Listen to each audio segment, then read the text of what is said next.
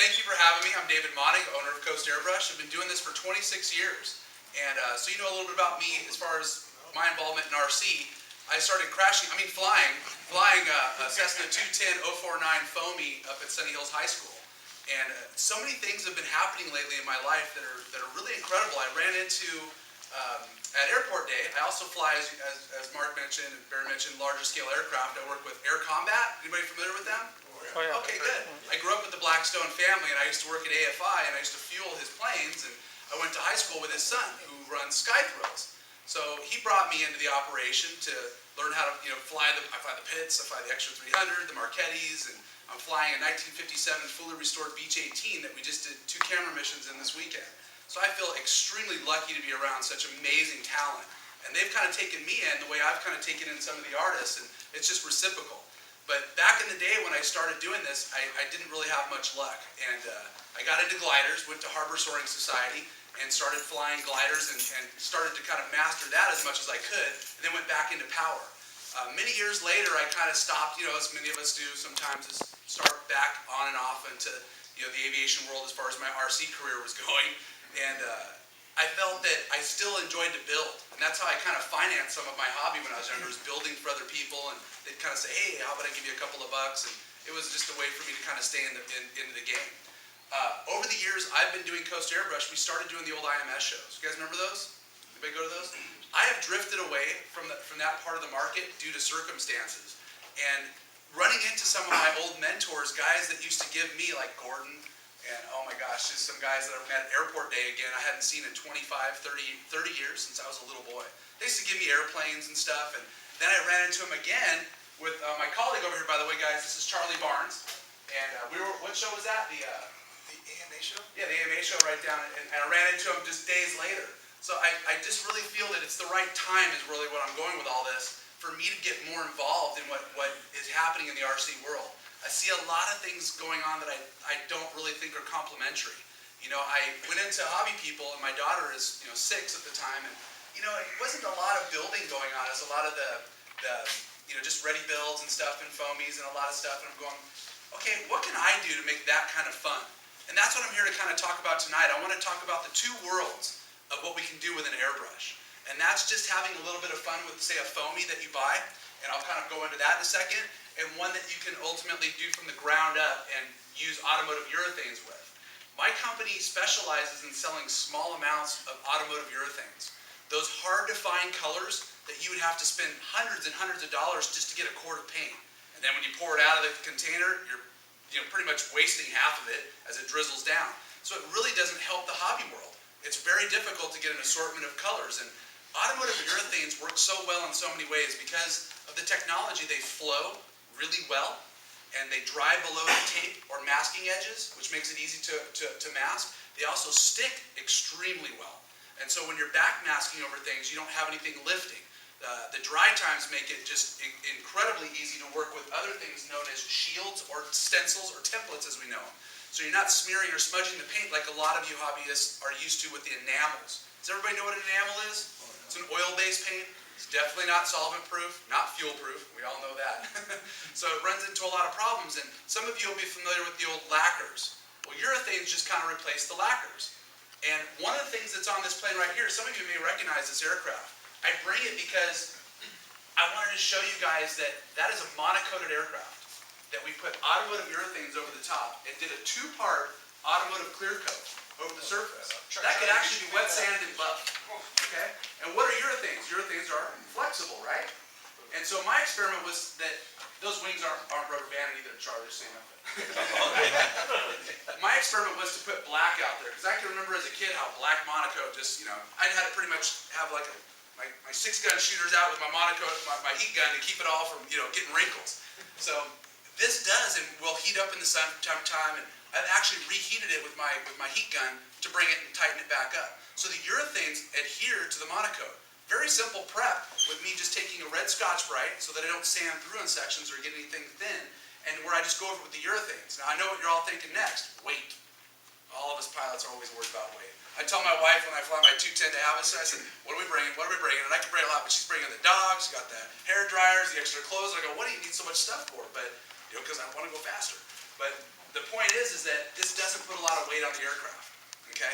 And the two-part automotive urethane clear, you don't have to get to the point where you're burying all the graphic edges. You can kind of decide how much weight you do want to put on based on the look of the aircraft and the performance. So those are things that we can get into later as you guys maybe want to call and ask questions at Coast Airbrush. But I wanted to kind of point that out, that is a monocoated quick build that I just went right over the top. And it allows us to kind of also French things in here where you see the seams.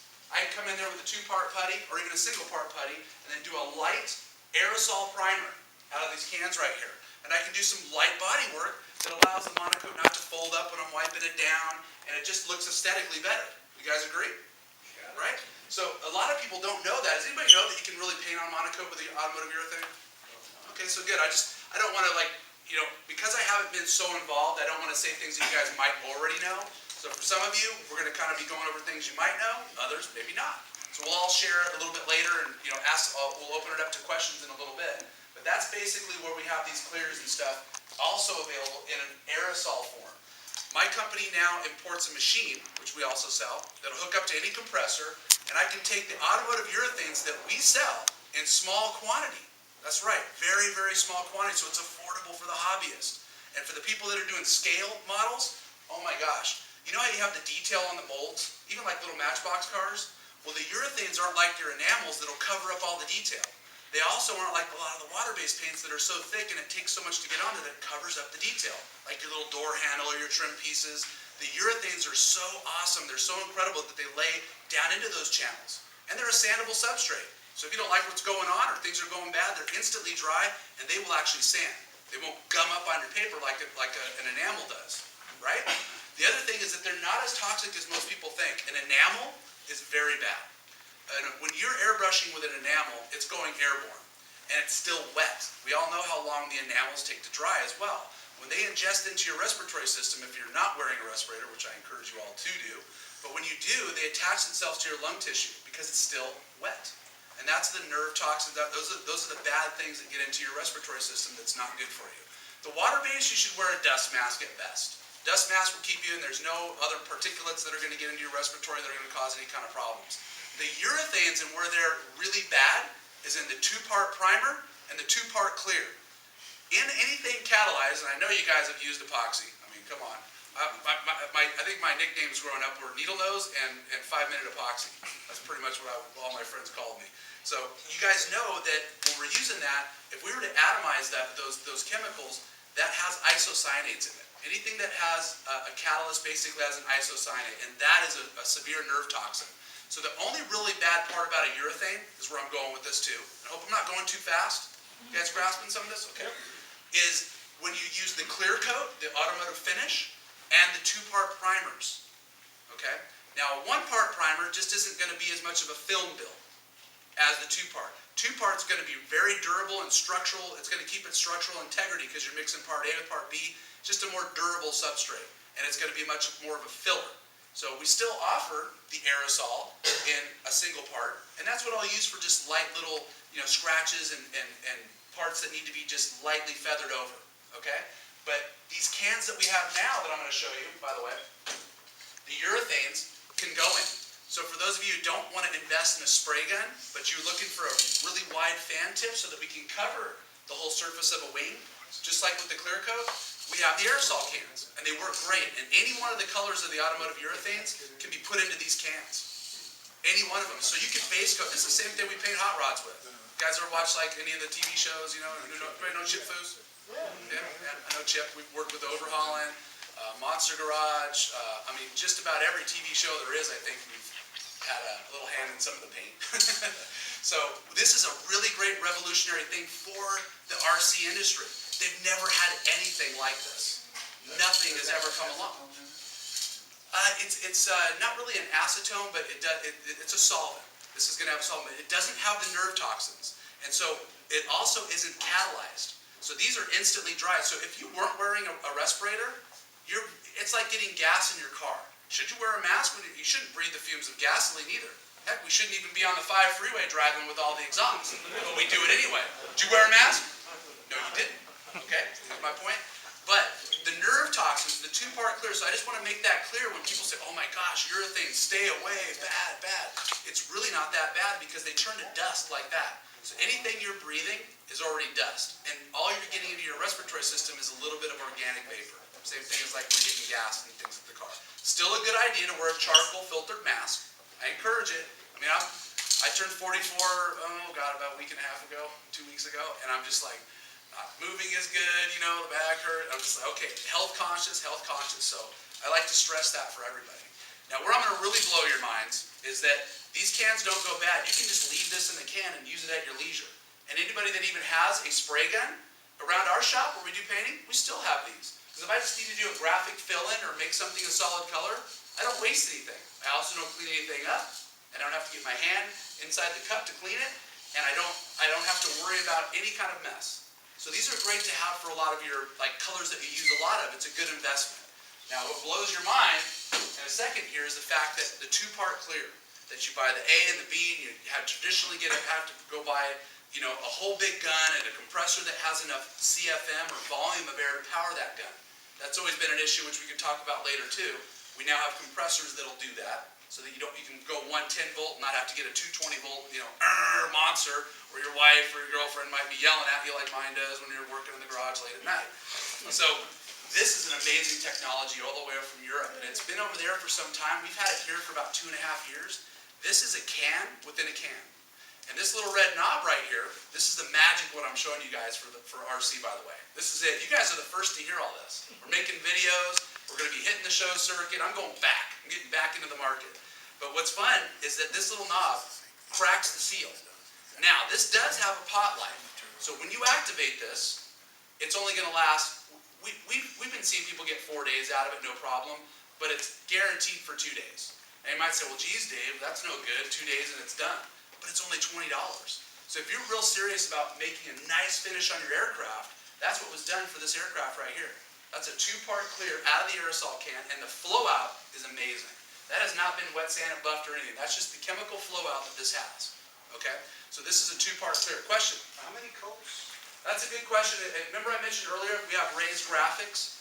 We're adding weight to get rid of the edge of the graphic, but you don't always have to do that, especially on aircraft. I use a judgment call to make sure that it still looks good, and if you go up to this one, you might feel a little bit of a graphic edge where the tape edges are, but that's okay. It's not putting a lot of resistance. I just choose to kind of keep it thin and flexible on the monocoat. So to answer your question, this has got what we call a medium tack coat. That's where we go over the surface and we put our coats down, and everyone know what 50% pattern overlay means? That means that if I had a spray gun and I'm trying to cover this area, say this was the fan coming out of the gun, this is my first pass. My next pass should cover half of that. And I'm just kind of overlaying at 50%. That's how I get the clear on nice and even, so that it's flowing out and it does what it's supposed to do. And the two-part clear, by the way, is a slow curing. I want to establish what curing and drying means too. Just like with epoxy, you can't mix up 5-minute epoxy and start putting it on there and then mix it with it. We all know that, right? They repel each other. You have to let it totally cure, and you can scuff it and it'll adhere. Question? Did you put the two-part over the single part? Yeah, that's what we're doing. This is just clear coat, and then we also have just a primer. So this is just a finish coat. We even have this in a matte finish. So you could paint a whole car with this. You could literally do a flat black hot rod, or you can do you can go and retouch your car now. And that's what people do that want to retouch their bumpers or their quarter panels.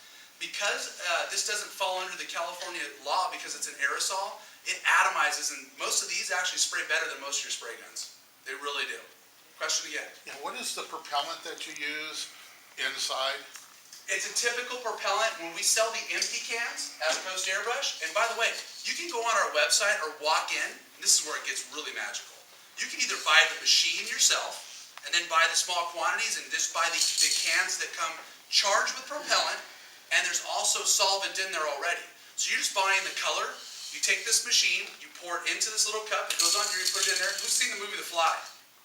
Everybody seen it? Okay, when it goes into the pod, Jeff Goldblum, that's what this machine looks like. It goes, and there you go. You pull the can right out. It's just air pressure that's just pushing this little diaphragm down into the cup, and when it comes out, it actually gives you the color of the can right on top of the cap. So it's right there. And there's a little spot you can mark on there. And we sell these where you can just buy the can with the color in it. We sell the blank cans. Heck, we have a little bar area. It looks just like a bar. People come up and say, hey, give me a shot of that, give me a shot of red. You can come up and seriously grab colors of your own, grab a mixing cup. You can stand there and just fiddle apart with the color and make your own color. And then we can just put it right in the can for you. How cool is that? Super cool. Question? Do you know if the accelerant or the propellant in that is foam safe? This is a urethane, so nothing that's urethane should go directly over foam. In the sign industries and in model aircraft, this is where I'm going to go to another section in a second here and talk about water-based. It's all about tools, and paints, I want you guys to think of paint now as another tool. It's just another tool. It's not like, oh, I'm buying red. When you understand the tools that are in your bag, you can do so many things, and that's part of the building process. So to answer your question, you would have to lay down a water base first over the foam, then you can go ahead and use the urethanes, and then you could even seal. We do all the time. How do you think a surfboard's made? You know? Right. There's certain resins that'll go over there and they won't melt it and stuff, but with the urethanes going directly onto foam, I have sprayed them kind of dry, and I've done some tricky little things, but we would typically just put down a water base first. And then most of the water bases have enough of a texture that the urethane sticks to it too after it's totally dry. But I don't want to get too much into too much of the technical stuff. I want to get some fun control exercises going. And then I'm going to talk a little bit about the water base for the foam kits. I noticed we got a lot of foam kits that you guys see here. That's where I kind of thought this was going to go anyway. We're going to talk a little bit about like the higher end finishes and the beautiful finishes. And by the way, you can paint anything with these cans. This isn't just for RC. Question?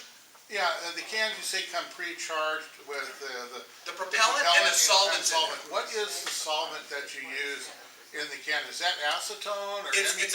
It would be like an acetone. It's a urethane thinner, so it's a high-grade thinner. Okay. The better thinners cause these paints, and when you use a urethane, you'll kind of go, oh my gosh. It's like going to a good restaurant and you ask the chef, what's your secret? You know what every chef will tell you?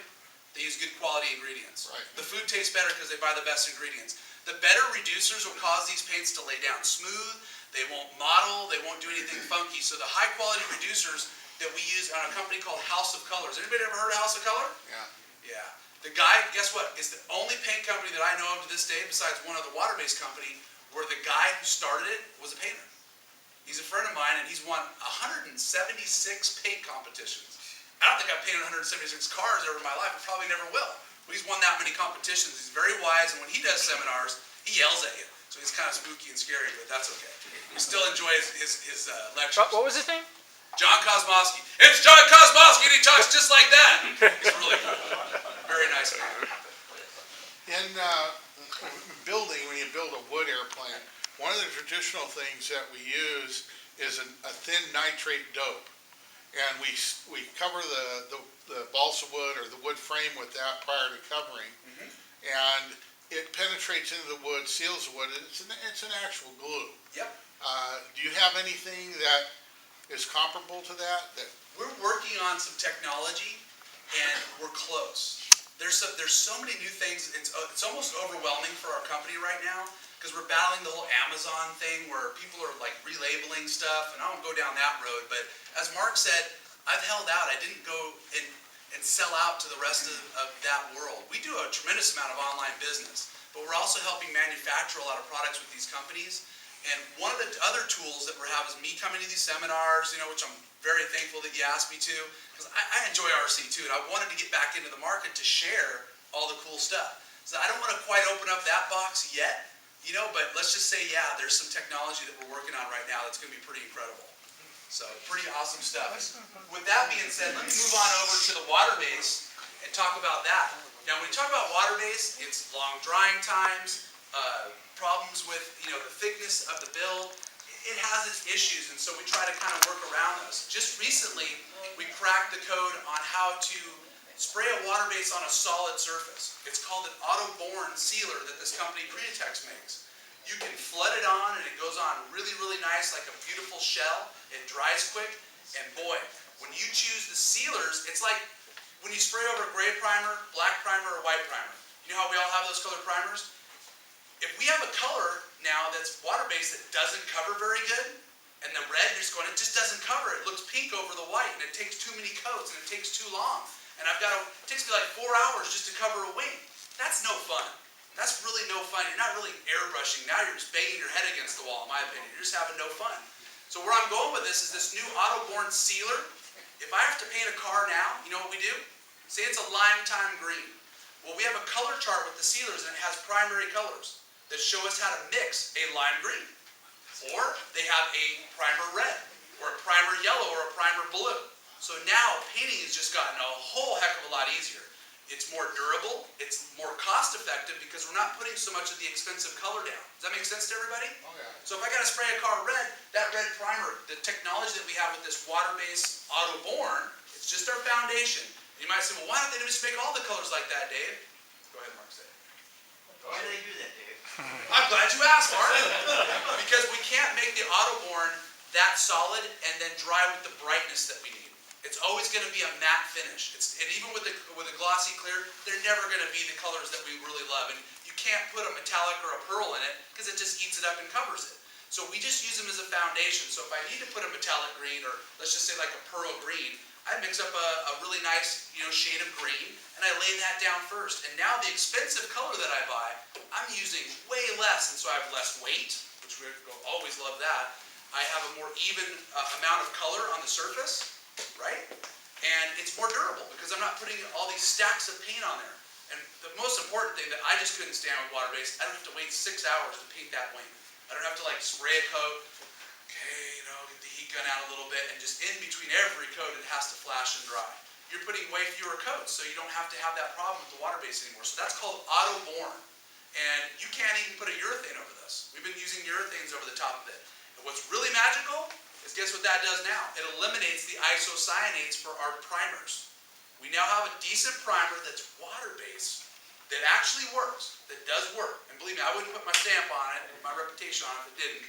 So we put it through the ringer, and now we've eliminated isocyanates, even if we want to use urethane. So check one off the box. Now all we have to do is figure out a way to, put a circle inside of a square with the clear coat, which is going to be really hard to do.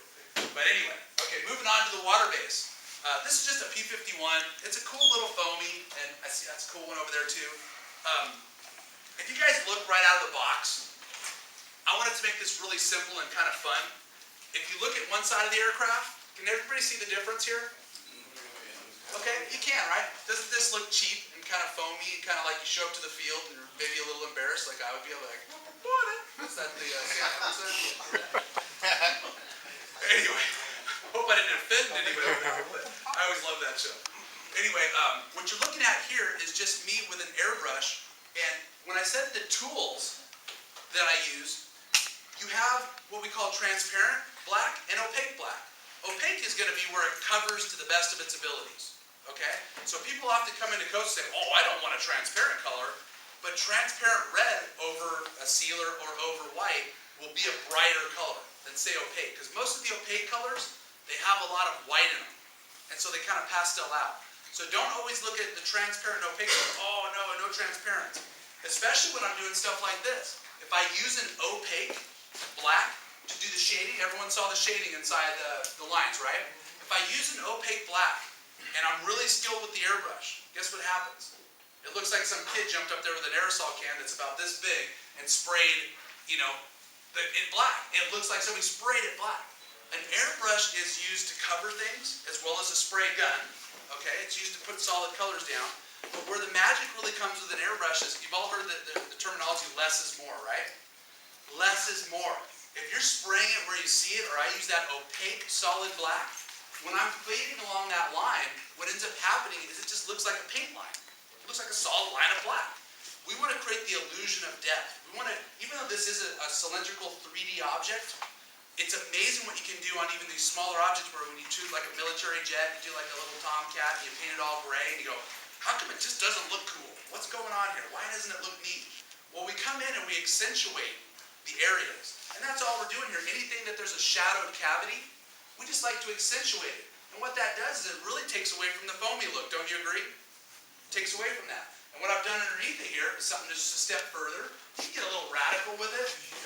And what we have here is just me playing around with a stencil, which I'm going to show you in a second. Those are rivets. Doesn't that look kind of fun? It helps kind of camouflage some of what you have going on with the rest of the foamy look. So this is actually a template that we sell.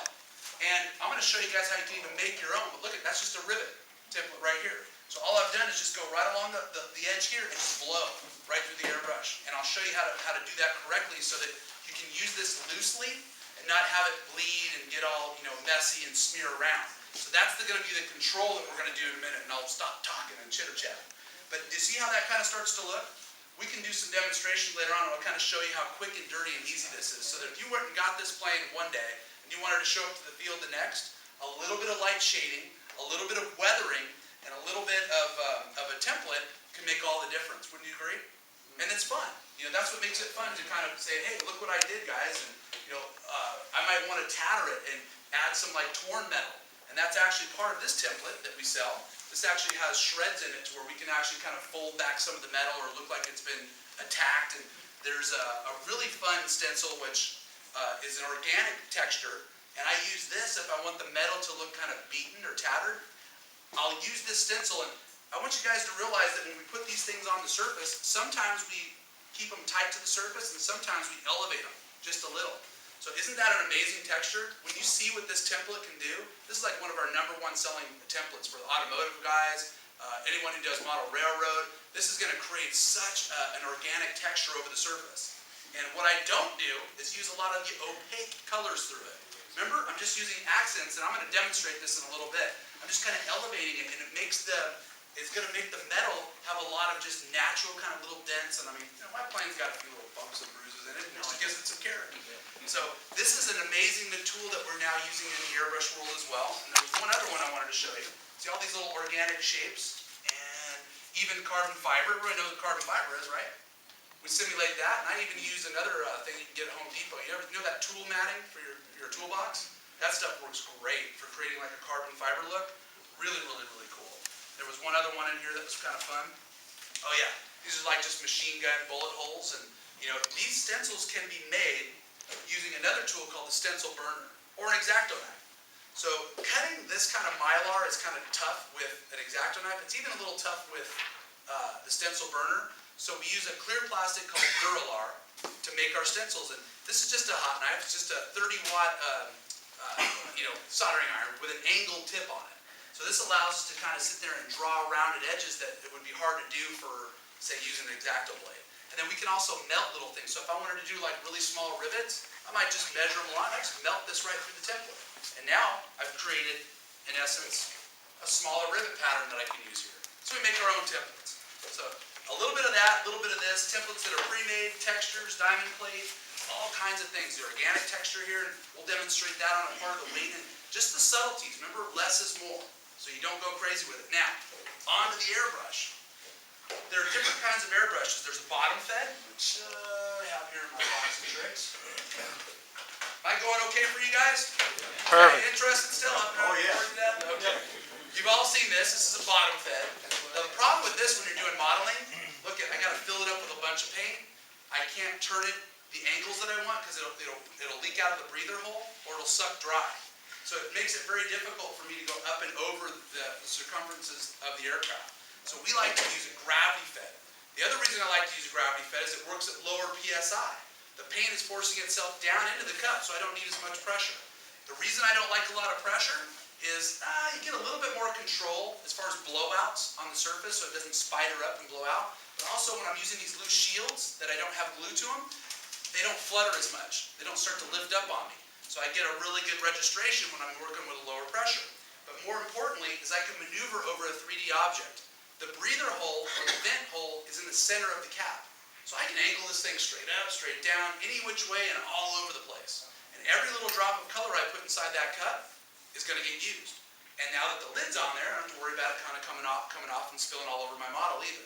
So this works really good for doing models. I love the gravity fed airbrush. Now, this happens to be one of our better, higher dollar pieces. I won't go into too much detail. Let's just say it's really thick and rigid, so it's responsive. It does what you tell it to do. Okay? The threads where the hose connects, very large, never going to strip. The cap, they never wear out. A lot of the airbrushes on the market, these caps wear out, they fall off. It's bad news bears for you. No good. So this gun, awesome for that. And also, and the most important thing about airbrush, it's like if you went to go, buy ingredients for pizza tonight and you came home with hamburgers. It's not going to work well. The physics of this airbrush, which you'll all understand because you're all modelers, is that there's a large passageway between the cup and the nozzle. That means when you go to McDonald's and you order the shake, you don't use a cocktail straw to drink it, right? You'd say, give me the big straw. That's what this is, the big straw. When we get into the water-based paints, that's a big advantage because a lot of you that have ever airbrushed before, how many have airbrushed? Wow, great. Anybody ever get a clog? Don't lie. See what I'm saying? The clogging is from a few things that now we're going to have a fun part. I'm going to give you guys like the magic that we have on how to use a double action airbrush. Here's going to be your first lesson that's going to save you from that spinning and a lot of the clogging, all right? We're going to push down for air. Everybody familiar with that? You pull back for color. Now the farther back you pull this trigger, the more color comes out, okay? So distance controls the type of pattern. A soft pattern, we're back far. Hard line, we're up close. So the amount of color kind of depicts that as well. But what I never want to see any of you do, ever, come into there, we'll slap your hand with a ruler. I swear, we've done it before. You push down for air, you pull back for color, but you always push the trigger forward. You always push the trigger forward. The air is constantly going. You're not doing this. We don't want to see that. For a lot of reasons, and I'm going to give you those reasons right now. When you push down for air and you pull back for color, when you push the needle all the way forward, it shuts the paint off. It doesn't leave paint on the end of the needle, right? So it doesn't dry. And anybody here know what capillary action is? You guys are all smart. I love talking to modeling. What happens on that needle is when it is wet, it crawls up into the air cap. Who likes to clean airbrushes? Oh, come on, guys. We all love to clean them. No way, right? That's why you have to take an airbrush apart. And these people that are all these videos on YouTube, oh, you got to take it apart. Why not show people how to do it right? And so when I step up there and I look like David Copperfield, making all the magic happen, and it never clogs up, and they're going, how do you do it? I just go, simple physics. Simple physics. I got to have the right air pressure for the type of paints that I'm using, right?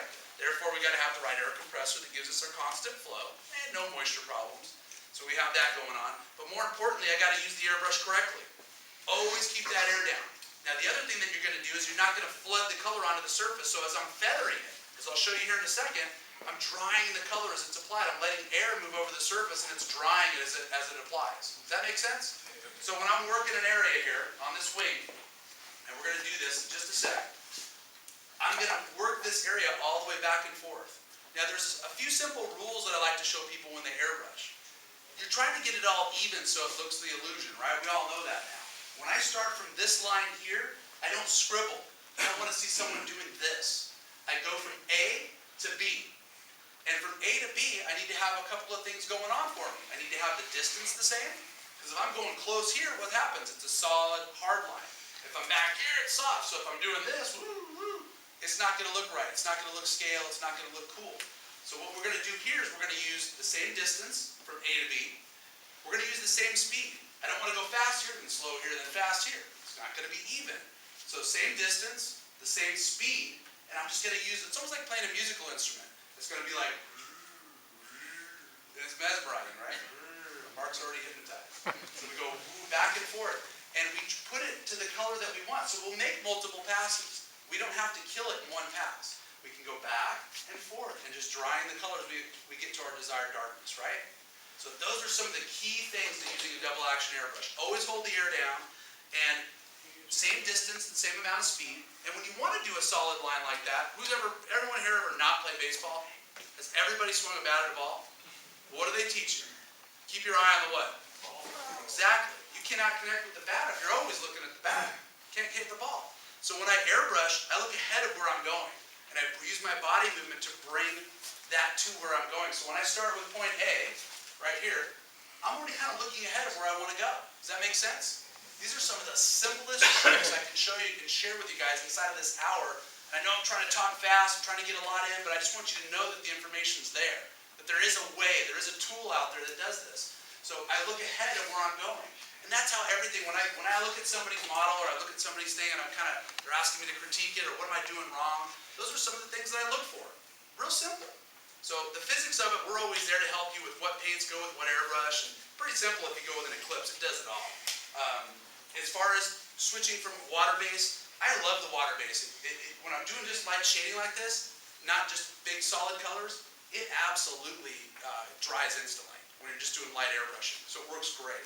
And even when you're doing washes, you probably can't see it, but what I like to do is take a little bit of silver. After I've kind of airbrushed all the black kind of rivets and made it look a little, I call it cartoony, I like to take a little bit of the silver now and just kind of glaze over it from a distance. And in the art world, it's just called layering. So when an oil painter or anybody who's doing airbrushing and doing portraits or any kind of image, it's just a layering process where you're putting one color over another color, then back and back. And the more layers you put, the more depth you get, the more dimension. What that purpose of going back over it with silver is just to knock down. It's not covering all the black little dots that I just did. It's just kind of muting them out a little bit. So if you go, wow, I went a little crazy, it looks a little dark, use that to your advantage and say, okay, now I'm going to go back with the airbrush and kind of mute it down. And that's what I'm going to do here in a minute. I'm just going to give you some drills up on the easel. And if some of you guys want to try it, I mean, I'm all for that too. But I really just wanted you to see quickly some of the shading on this model and how easily it's done. I'll demonstrate now the airbrush and just kind of showing you what it does, and I'll show you a few of the strokes as well. We all know when something has forward motion, we like to see the things that are tapered in light shades. If you look on this aircraft here, you'll see on the wing and on the tail section, just little accents of airbrushing, along the line. So when I have this masked off, I'm kind of feathering it out. It's called a dagger stroke.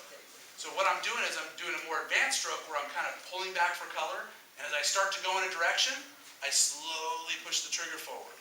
And this is what we do on all the trains, cars, anything that has motion that we want to give that to. It's the hardest stroke to learn, but you just kind of pull back, and then as you go in a direction, slowly push it forward, which I'm going to demonstrate right now. So, okay, you guys all enjoying this? Yeah. All right. Just want to make sure you're not all bored. Oh, is this guy ever going to shut up? So let's see if this camera works too. Plug this in so you can have you guys see it up close and detail. But isn't it kind of exciting? I mean, I think a lot of modelers are going to really enjoy a lot of these new materials, and especially the cost of them. It's not astronomical anymore to go out and get quality materials. Okay. It's, as they say, it's just the beginning. Did you say you have a web presence and some stuff will be ordered online? Oh yeah, we have a full website and everything that's there. I do encourage people to call us, and we do have a toll-free number. Even stop by the shop. There's a lot of stuff to see, and even though you're looking at, say, an automotive car or a helmet or something, it all applies to what we're creating as far as texture. Yes? Oh, where is the shop, Charlie? I forgot. I got some cards and stuff up here. It's in Anaheim. We're located right in downtown next to City Hall and everything at Anaheim Boulevard and Lincoln. So we're pretty kind of close. Oh, Get off on it's Lincoln. got our website right there. Yeah, get off on Lincoln and go up a block and a half take a right-hand turn and go a block and a half up on Anaheim Boulevard to Yellow Building. If you miss it, you gotta turn around. Major Well, intersection. It's like a greenish kind of olive Well, color. yeah, it is. But Yeah, make sure that you guys, you've gotta go up there and just see, even the refrigerator is way cool. So the deal is that We're what doing you have some, to do is. it's funny you mentioned Noah, because my landlord owns like half of Anaheim, and this is kind of hush-hush, but he's a philanthropist. He likes to help a lot of people. He's helping battered women in the community. He does Clean City, and he's kind of my mentor. He's been in Anaheim as long as my family's been there. My grandfather ran a garage there, and then my dad took it over, and he also painted cars. And so we watched the city kind of go up and down, and it's been really exciting now because my landlord's putting a tremendous amount of money into the building next to us and giving it to us to help other artists. So there's going to be like a drive-in theater. We've already contacted Guy Fiore to come down and do like a diner there, like his restaurant. And we're going to open that up to people to come in and just like come in there and airbrush and play with the stuff. And we're going to set up a slot car track and just like make it more interactive. I love the internet, but it's just not the way I grew up. I grew up welding, bicycles together and doing death runs down hills. And I probably had the coolest carpet anyone's ever seen because I had so much balsa wood and 5-minute epoxy on it.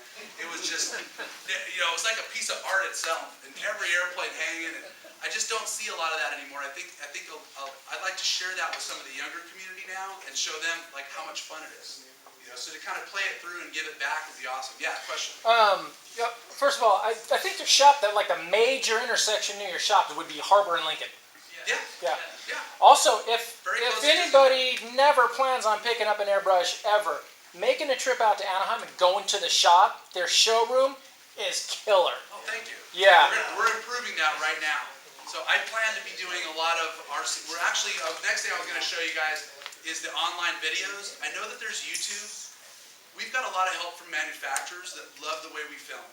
I think our secret is that, you know, we learned how to become cameramen, but we're already painters. And so we know what to film and what not to film. And so it makes it more cost effective for us to make these videos. And we've done one with Charlie Barnes here on this car right here. And Charlie runs his own RC, where's it at, your RC? City of Orange, right behind the Speedway? Orange Mall called Cal Raceway. Cal Raceway. So he's a big time player when it comes to the car side of things. And that's why I kind of wanted you guys to meet him as well, because we recently ran into it's just so funny, a crazy situation where the city took over the property, right? And they made him get molestation insurance. And we were about to lose the track. It was going to be gone, you know? And what you guys do here and where you fly and stuff, when I was younger, there wasn't a lot of places, and some of the guys didn't really like me at Miles Square Park. You know, this little kid over there with these crazy contraptions. But I grew up kind of flying on streets and kind of just anywhere I could. But I think it's really important to have organized, you know, fields that people can go to. It's fun to have it organized. And, I mean, you guys look like you have just a blast doing what you do.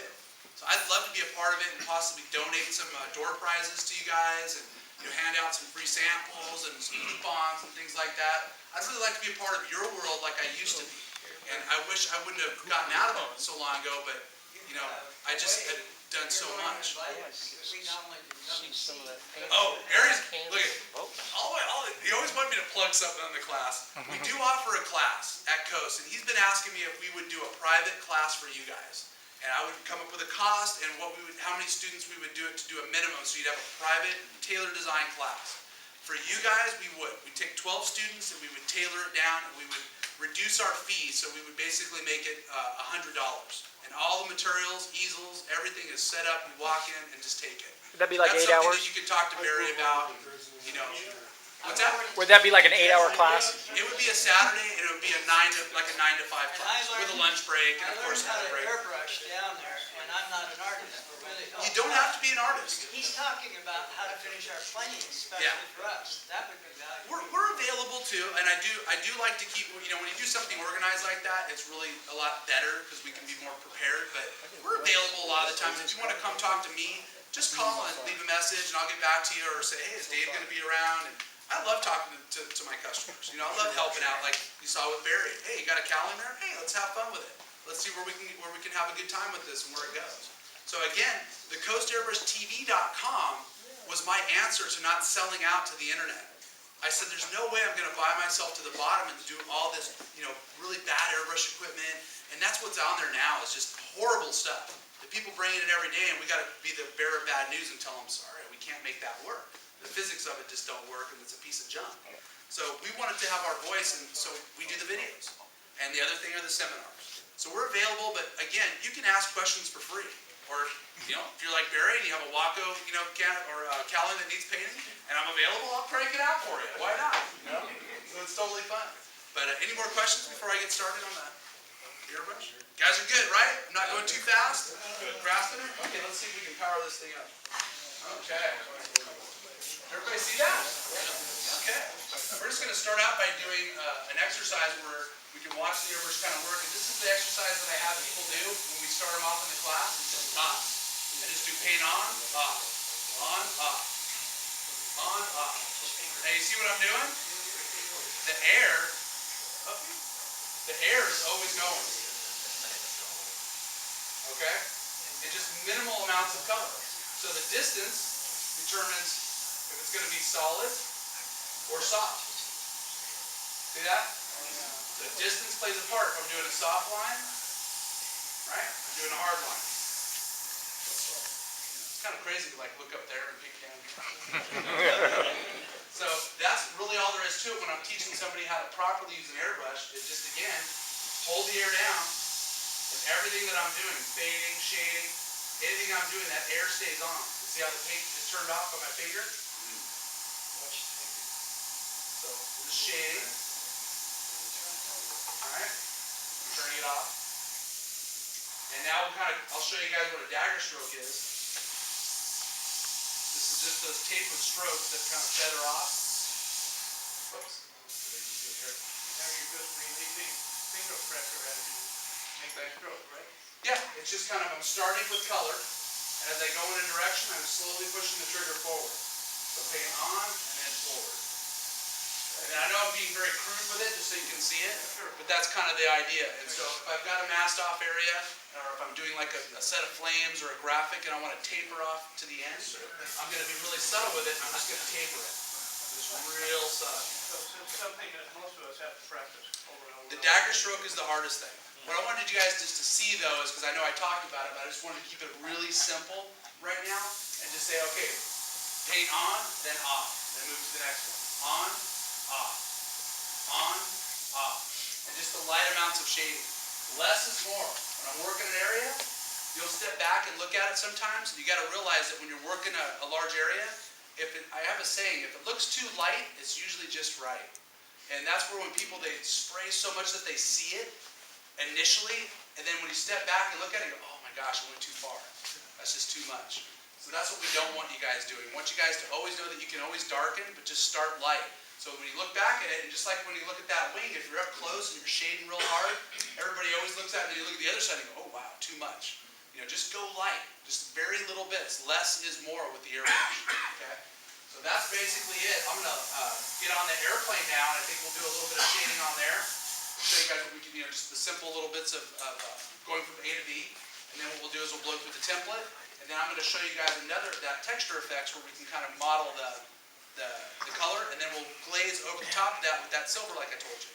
So real simple today. I don't want to take up too much of your time. I know we're probably a little bit like just on schedule, right? Who makes this gun is called an Iwata. Unfortunately right now, you know, I'm very much about buying American, but the Japanese, I wouldn't even, they make it there, but we've kind of designed it. I work with a company here that for many, many years, they listened to a lot of our feedback, and they were the ones that actually went out and built the better mousetrap right now. The American side as far as the design, and then ultimately it's assembled in Japan though. But this is a Japanese brush. Also they make the Tamiya. You guys are all familiar with Tamiya, right? So we do sell the Tamiya colors as well, and that's kind of another ball game. But that's what this one is here. Any more questions? Anyone want to try it? Paint on, David. Okay. You guys want me to paint something? Paint something. I really want to just kind of not take up too much of your time and You can paint Doyle. No, we can't make Doyle look any, never mind. What do you want to do? There's a reason why I'm sitting in the back. Nothing is. We can paint Doyle. The deal is, guys, is when the unique thing about the airbrush is what David's showing you is that you look at what is going on. Don't try to look at the paint. Just feel the canvas. Feel what you're doing through your eyes as to what's showing up on the actual canvas itself. Don't try to concentrate on where's the paint coming from or whatever. Just enjoy what you're doing. And it's really cool. You guys seeing this? Yeah. Try to stay on there. You don't have to be an artist. All you have to do is have fun. The prices of paint you're going to see at David's place are so cheap, you're going to wonder why he didn't do this 10 years ago. And the right pressure and everything. Wow. I figured out all of that stuff. The paint was empty. Also, David doesn't refill the airbrush. It only holds an ounce of paint. He didn't even put that much in, and look at how far he's gotten with it. Your mileage on an airbrush is 10 times more than any other paint source you've ever used. Now I know why I'm calling up too. Triple dagger strokes. Not to Sign say up, put it in the raffle. Yeah, right. Tell me do something better than that. like clean mine. Okay, let's play with the plane a minute. You guys want to do that? Yeah. Just work a little section of the wing, and then we'll go on from there. You want to turn the lights back on? And then I'll turn the camera down and get out. You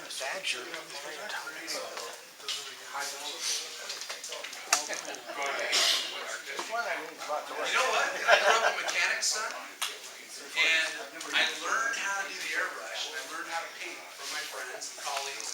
Then I really took the mechanical side, you know, and kind of figured it out. So where we get really interesting, and I don't want to show you guys too much and confuse you, but if you don't know how to draw, we do everyone's got a computer where you Xerox an image. We show a cutting technique that's really, really cool. And Charlie, why don't you show them the vinyl mask? You guys all know what vinyl is, right? So there's another tool that we have, that we sell at Coast Airbrush is the vinyl plotters and things like that. And those are extremely helpful. So if you can actually do any kind of detail, he just creates a mask right there on the plotter. And it doesn't mean that you have to not spray freehand inside the masked off areas. We still just use those as a tool. And then we might go in and use some of the texture or do some crazy things with different kinds of colors or automotive candies, which are dyes, things of that nature. So. Dave, you sell the vinyl, mask, and you guys can cut that with you can draw right on it, because it has kind of a frosty coating. You can draw on it with an ink pen. You can cut it with the number 11 X-Acto knife blade, peel out the inside, stick it on what you want, and then spray that bitch and flame powder right into it. Peel it off, because all this paint dries so quick, it doesn't creep under the mask. So there's so many things you guys can do that you haven't even explored yet.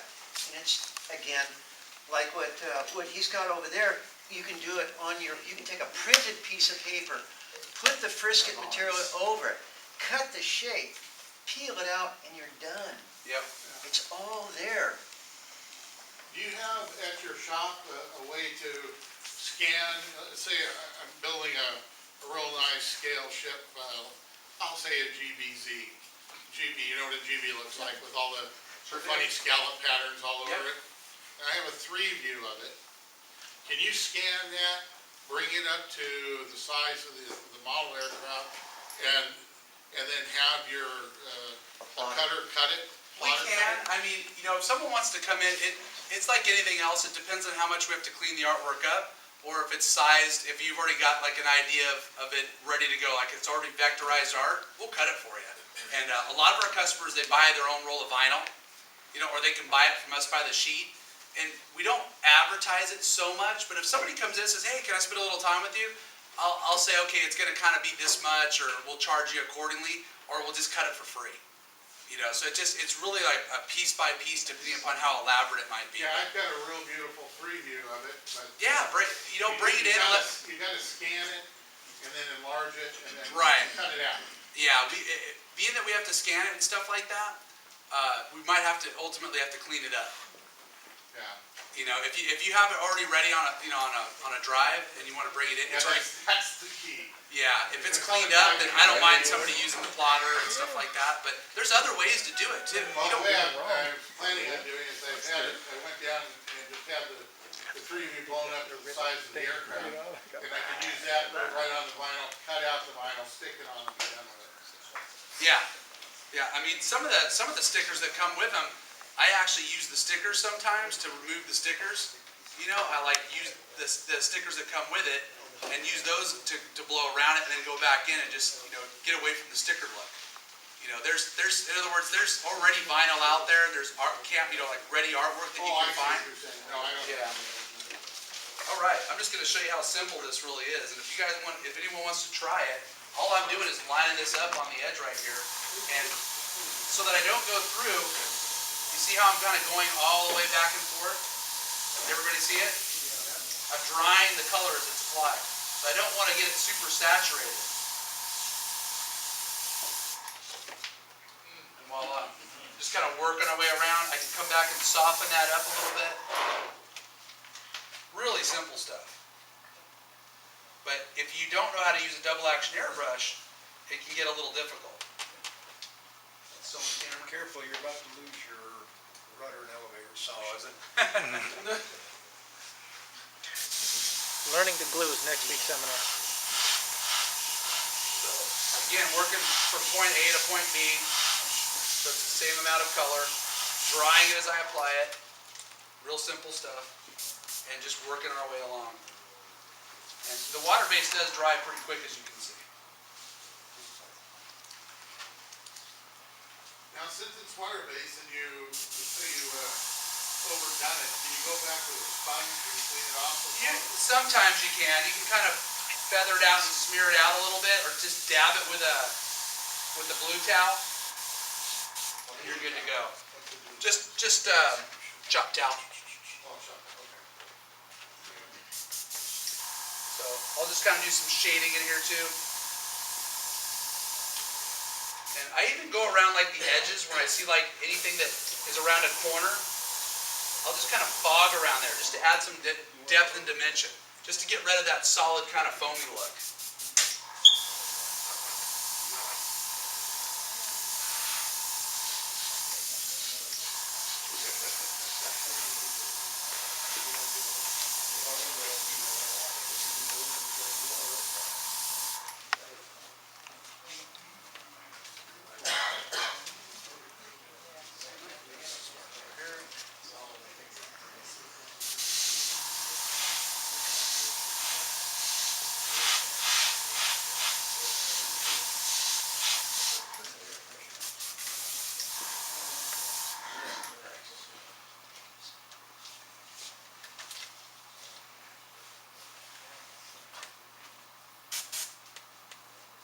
Watch this finger.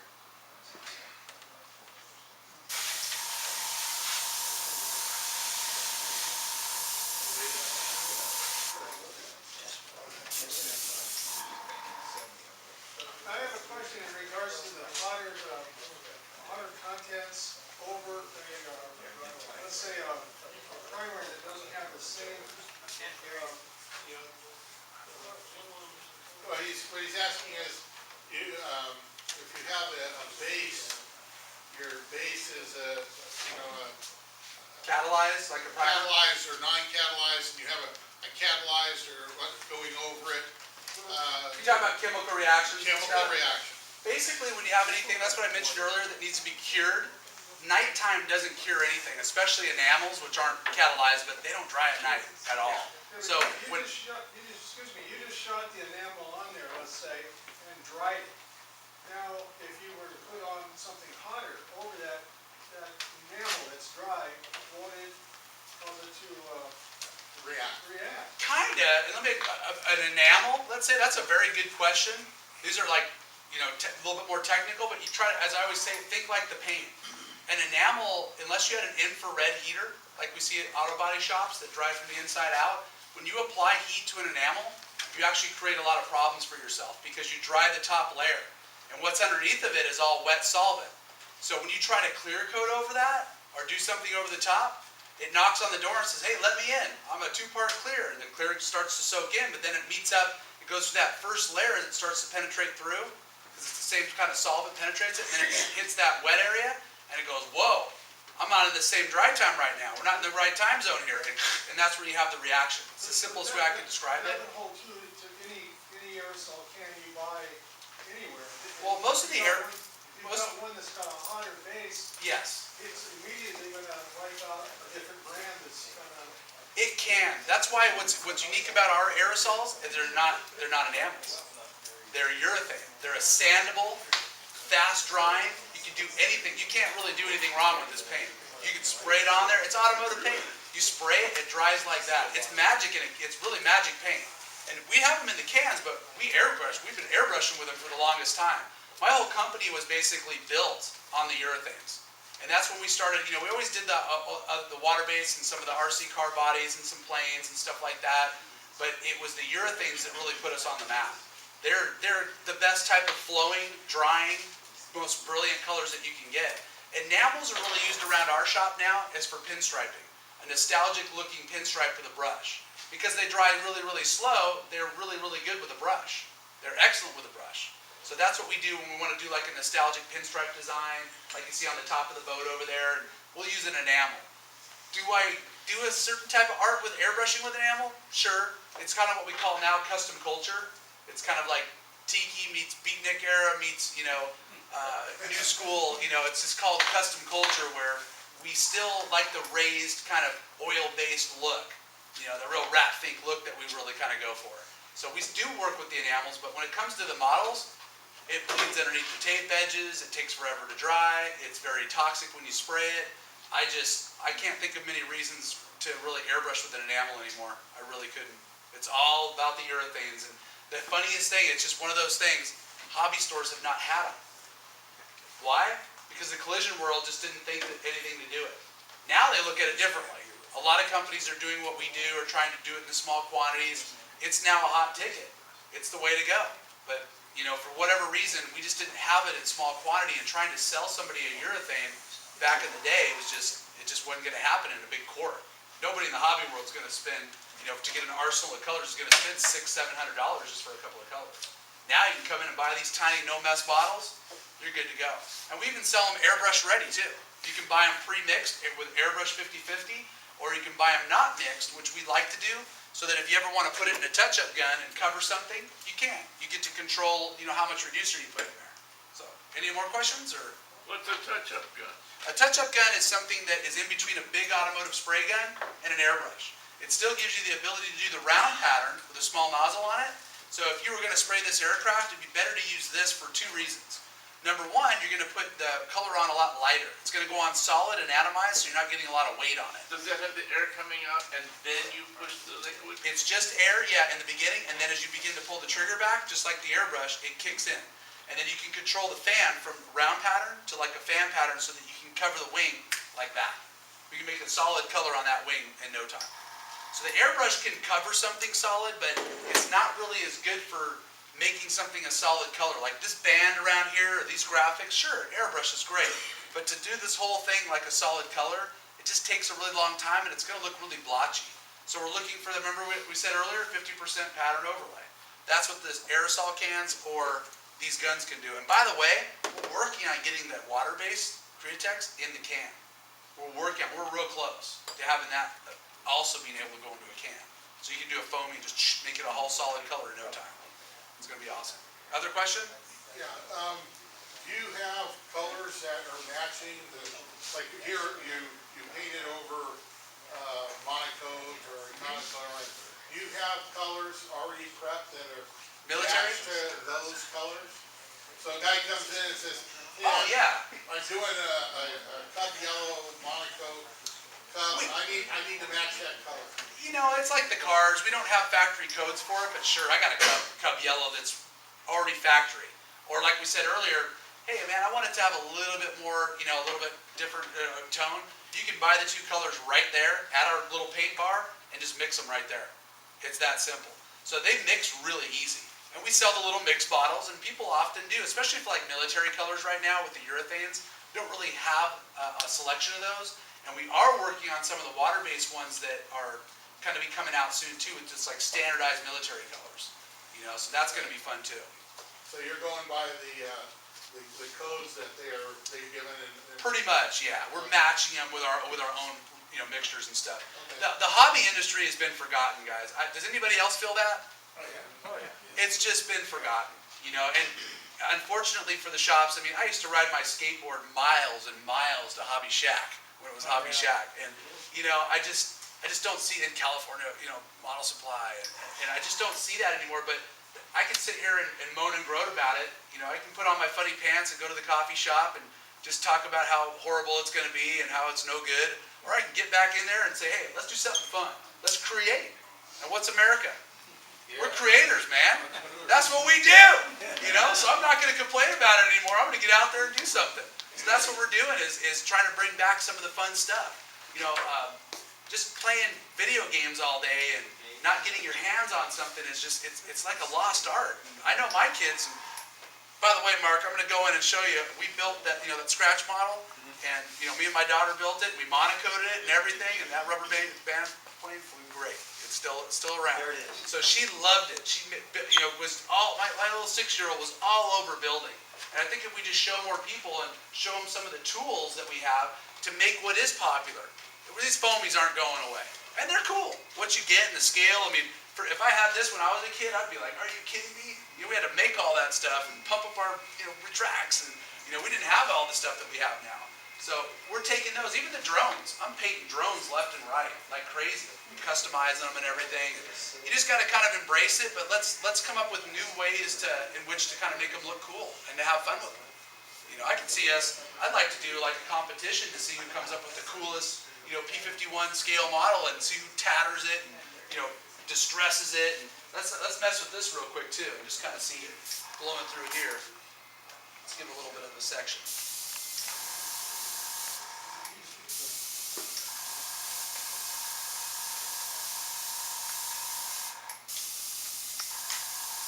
Very, very little. It's going to be hard for you guys to even see.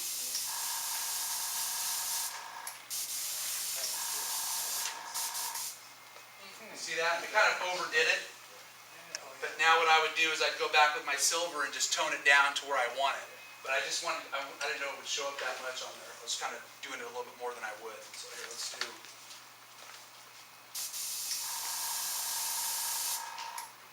See that? Yeah. You can see how it models it and it kind of weathers it, just instantly blowing through that. And then again, to knock that down, we just come back with that silver and just fog over it. And it kind of knocks it back down and it takes a part of it. And so it no longer has that foamy look, you know, when you look at it. We're knocking it down and putting a lot of texture. And how much weight did we add? Mark mentioned earlier, I only filled it up to that much. You did that, this, you got no weight on there. None at all. And it's dry and durable. You can even tape over that if you wanted to right now. That's amazing. So this is what I was really going for. That's the kind of organic kind of texture, you know, like a tattered piece of metal. I might even come in there with a little bit of violets, like how, you know, metal has just kind of reflective properties to it. And I'd use a transparent violet or a blue violet, which has kind of got like a lot of the silverish tone to it. And I just fog over that, just layer over it. And then now I'm not going to see any kind of foam at all. This plane's not going to look, when I get done with this, and I will finish it and maybe, you know, show you guys a picture, I'll go back and weather this. I'm going to go around the canopy and mask it out and shade around that, and I'll weather it, and I'm going to tatter it in places and just make it look really cool. It won't even look like a foamy when we're done. How do you keep the tape from pulling off the paint? When you mask off? You know, you try to use quality tapes. The crappy tape, it pulls things off. 3M is what we sell and love, and they have some really cool tapes now. That's green 3M stuff, but they have this rice paper tape. You guys are familiar with that? No. Oh, it's so cool. The rice paper tape, it allows you to see through it too. So if I wanted to see this edge, I can see right through it with ease, and it's so razor sharp and so fine that even if I'm doing a foamy, and I can still cut the tape on top of the foamy and not go into the foam, because it cuts so easily. So they make it in, they're going to make it in different sizes. They have it in 1/4 inch, 3/4 inch, and they have it in 2 inch now also. So I'll overlap just 2 inch sections, and I'll use that to cut out certain areas or designs, or just use it to mask things out. And that's it. No, this is water-based right now, and it dried just seconds ago. This is even aggressive 3M masking tape. This is what we just put on there. See, it's not coming off. It's going to be on there okay. Rice paper tape, not at the hardware store. I think 3M is starting to put that in Home Depot. I think you might be able to find it, but it's a kind of a specialty automotive product. Okay, They have the orange version, but that's the, you can't see through it. Yeah, the rice paper, it's so cool because it's durable, it's really razor sharp on the edges, but it cuts real easy with a blade. It's rice paper brush, so it's going to slice real easily. And then being able to see through it is a huge advantage when you're overlapping graphics and things like that. So, you guys have got great questions. Do you have a chrome colored kind of paint? We do. We sell House of Color, which there's silver nitrate, which is like a process, and then there's this chrome stuff that we have. The trick to the chrome to look really chrome, there's 2 tricks that I do. You either have to have the surface totally black and polished to get the reflectivity. It has to be like totally glass, and then this is not really paint. It's more of like adhesion promoter with fine metal shavings in it. And you blow that, and I'll use that to weather. I love it because I'll weather things with it. I use it like for what it wasn't intended. You know, they wanted it to be really cool one way, and it looks okay. But I found other ways to use it where I'll lay down a silver base sometimes, and I'll glaze over the top of the silver with it. And then I don't have to worry about it being so polished and meticulous. And it just gives it more of a, like if I'm going to do the exhaust on here, it's going to look more like it's weathered in exhaust, than just, I chromed it, it's a solid plastic piece of chrome. The other trick I was telling you is I will chrome those parts, but I give it contrast. So if I was doing something really intricate on the exhaust here, I'd paint it all chrome, but I'd come in with my transparent black, and I would sit there and probably just fog inside of these cavities, right? And let the overspray kind of, just dust over everything. And what it'll do is having the black, the transparent black next to what I just sprayed with the chrome, contrast, just that little bit. I'm rushing through this and kind of trying to accentuate things and show you guys, but it's that less is more. Once this is all chrome, it just doesn't look as cool. It looks more weathered and fun when I take that transparent black and I'll literally go like this, just that much. I'm just fogging, doing those dots like I just did, right inside those cavities. And this is already a shadowed area, and then it creeps around it. The overspray kind of works for me. Does that make sense? So, working inside of masked off areas or working on 3D objects, it's so awesome. Because you're just coming in with just a little bit of material. Very, very little to get those textures. And if you guys kind of come up in here and you'll see this area here, as I start to work this, and again, I'm just being kind of crude with this, I'll go over this and do a wash. And I'll start to make it look a lot more realistic. And that's what I like to do, is that's why I'm going kind of dark with it now. Is I like to do a wash or a tint over the top, because it melts it down, back down in there.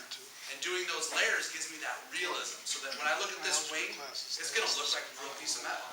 It'll look like, and it's exaggerated a little bit, but that's what that's what the airbrush is kind of really fun for. Is we can't exaggerate it, so when it does a flyby and you do a low-speed pass, someone's got the video camera on it, you think it's a real piece of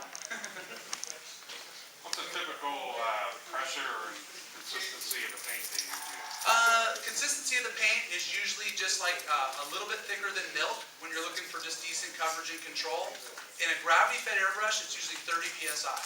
30 psi, solid, standard. That's what we usually use with the urethane, and that's what we'll use with the properly thinned water base. Is the same for a bottom feed? Bottom feed needs to suck the paint up the tube, around the corner, and out the gun. It will work, but you're forced to reduce the paint more or increase pressure. We use a bottom fed for like doing t-shirts where the paint needs to be thick. Mark knows a lot about that. It's got to cover inside the garment and fabric, and you don't want to be blowing through it. So we compensate by increasing pressure, right? And keeping the paints thicker for like t-shirt paints and stuff like that. All good questions though, you guys. Yeah. Yeah, I've got a standard with, gallon Craftsman compressor. Is that usable with these? The bigger the better. When you talk, does anyone know what CFM means? Cubic feet of air a minute. If I went outside and put a big hole in Mark's tire right now with my knife and stabbed it, and it was a big old hole, that tire's going to go flat real quick, right? Okay? If I put a tiny little hole in it, it's going to take a while to leak out. Let's go see that. Let's go do it. When you don't see old friends, it's always good to pick on. It's what really tells you that they care, When you can razz your buddies, then you know they care. So what's happening is, with an airbrush, it's lower CFM. You don't use a lot of air, because it's a tiny little air passageway. With an airbrush or air spray gun, they have more holes in them. So that's the big tire, more volume of air. And then brand for brand on the airbrushes, some airbrushes use more CFM than others because they're not machined as efficiently to surround the nozzle with the cavity of the nozzle cap. So it's better to have, the quality airbrushes, like if you're using CO2, they use less CO2 compared to the other ones. But also they're easier on your air sources. So to use a big air source is great because you got tons of CFM, nothing to ever worry about. The compressor's going to cycle, and you're not going to see it like, when a compressor runs, it generates heat. When it generates heat, that hot air, and all those of you who are pilots, where do clouds come from? What happens when the temperature and dew point are close together? Fog. Yeah, you're going IFR. Water. Yeah. Well, You can't get out of it. it's water in the lines. So. Yeah, and that's what's happening when you have a compressor that's working harder than it needs to. This is with all your tools. It's constantly running and not cycling, so the hot air goes into the cold metal tank. And that's where it usually condensates, and you drain your tank. But if it's so much volume going through there, that hot air goes right through the cold metal tank, doesn't condensate, and goes right through your moisture trap. That's why we do inline filters that are further away from the compressor. They're much more effective. Or you go to Coast Airbrush and say, hey, I plan on using the spray gun and this, and we match you up to the right compressor. Everyone thinks when you go into places and they say, oh, give me the beginner compressor. Well, you'll be back in 2 weeks when you decide to get the spray gun because the beginner compressor doesn't have the CFM to power. Now you're mad at me because we didn't tell you that.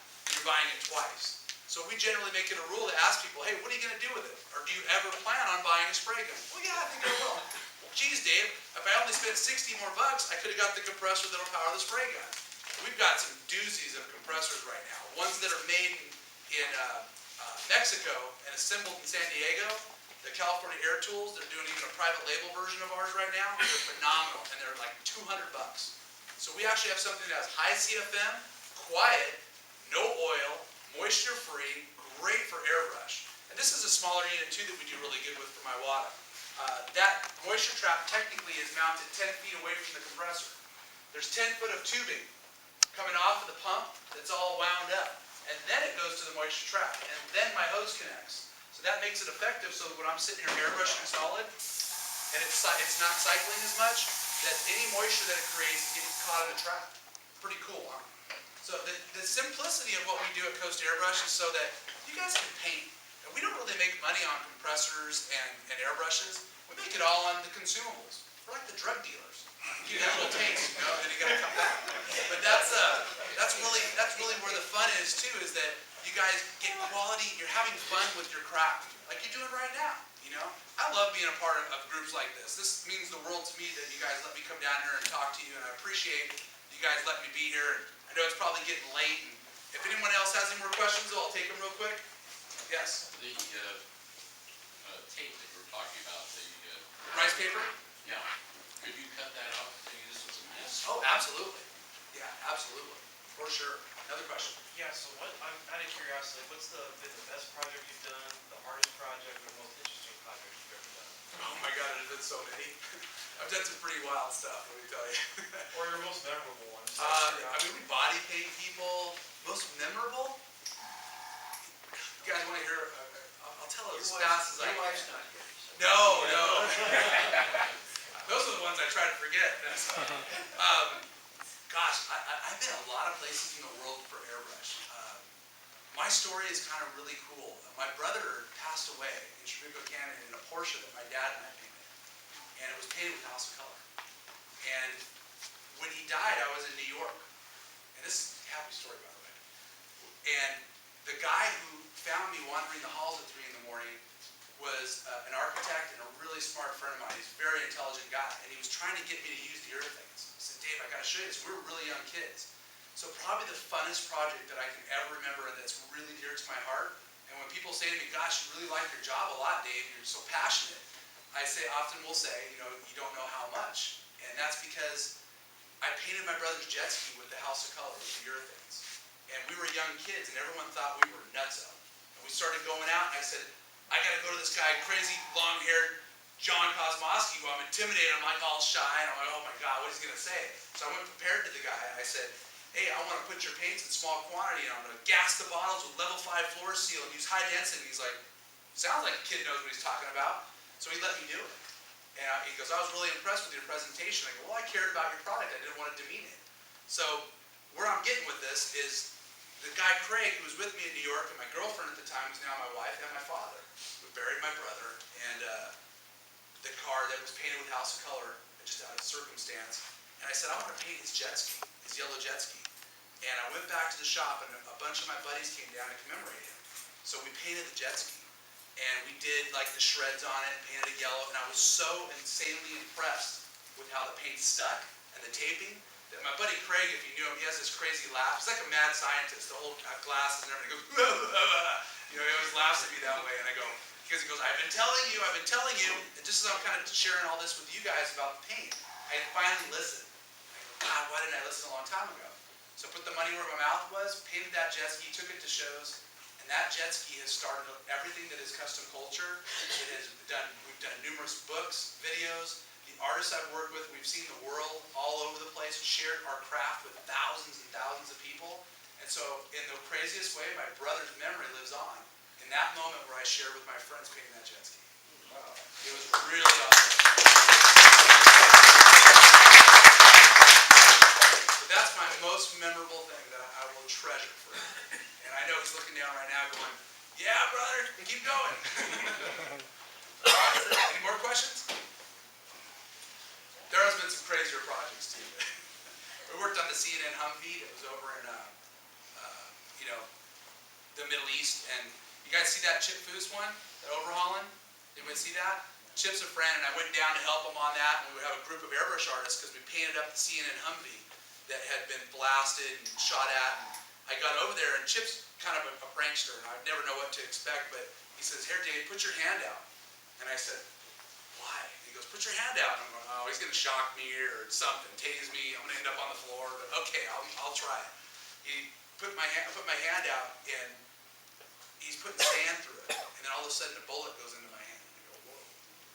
It was the bullets that were pulled out of it, because the car was completely torn down, medium blasted, and we did that car, and it was auctioned off for the soldiers, and we raised, I think, 1.3 million when it went to auction, for all wounded soldiers and stuff. And then we also did a customs build, for Operation Men. We did all the branches of the military on a Camaro that was auctioned off at Mecum, and I think his son bought it and raised a lot of money too. So those are kind of special to me, because I know some of the military guys that are in here right now, and I mean, we wouldn't be doing any of this if it wasn't for them. So I love working on those kinds of projects.